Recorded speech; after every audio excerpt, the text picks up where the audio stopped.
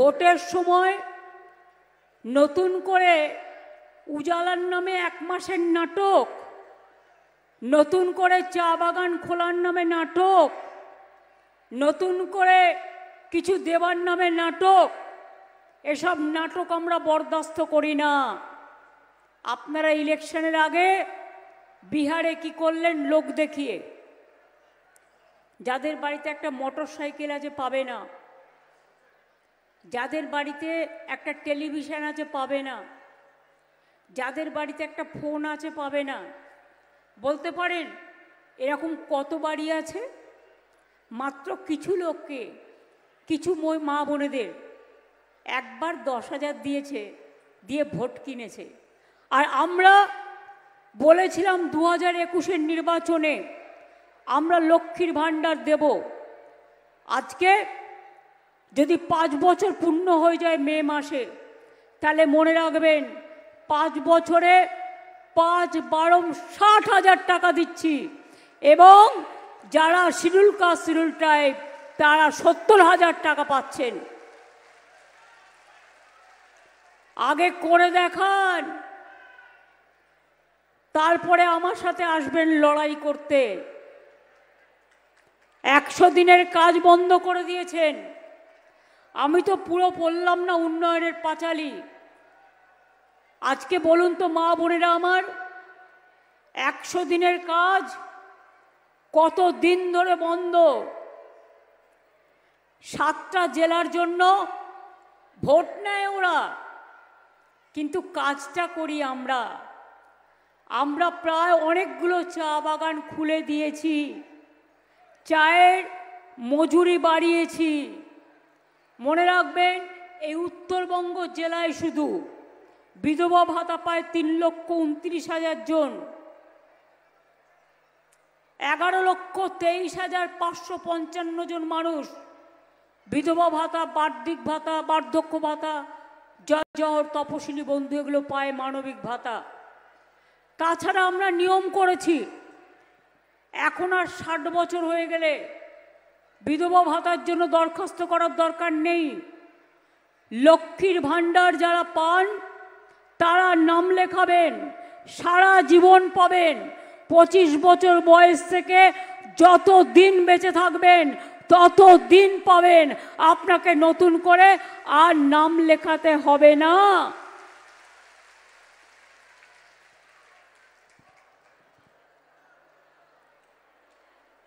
একশো দিনের কাজ বন্ধ করে দিয়েছে কেন্দ্রীয় সরকার। হাইকোর্ট কবে অর্ডার দিয়েছে?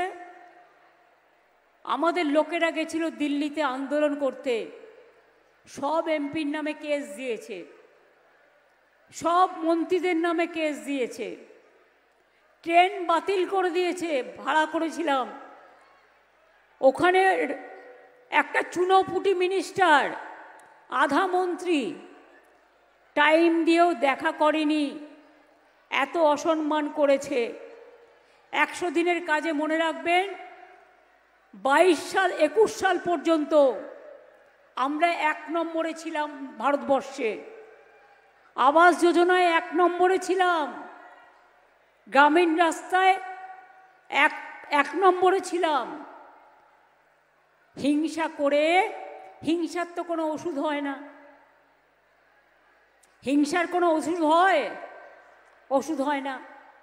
100 দিনের কাজ 4 বছর বন্ধ করে দিয়েছে, আবাস যোজনা বন্ধ করে দিয়েছে, গ্রামীণ রাস্তার কাজ বন্ধ করে দিয়েছে, হাইকোর্ট অর্ডার দিয়েছে, সুপ্রিম কোর্ট অর্ডার দিয়েছে।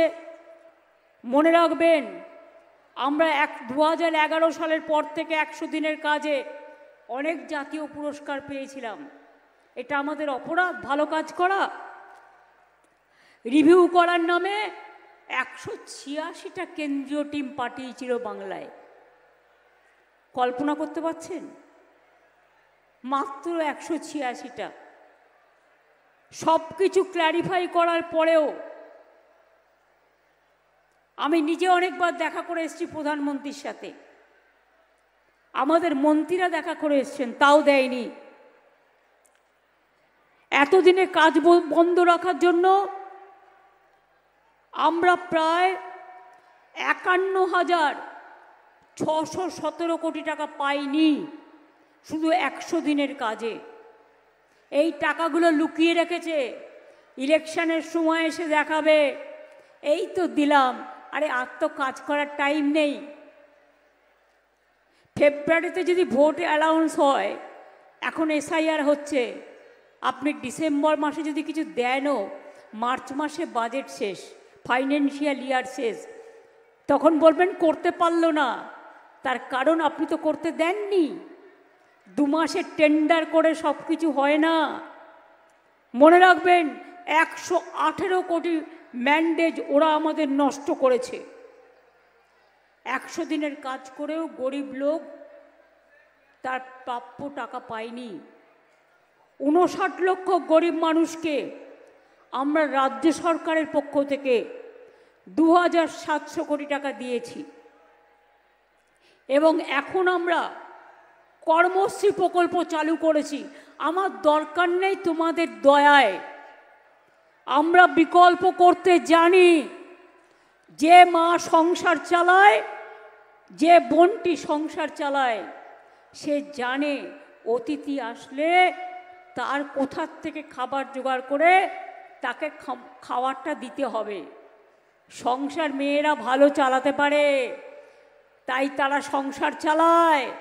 আজকাল ছেলেরাও সংসার চালায়, তারাও কাজকর্ম করে।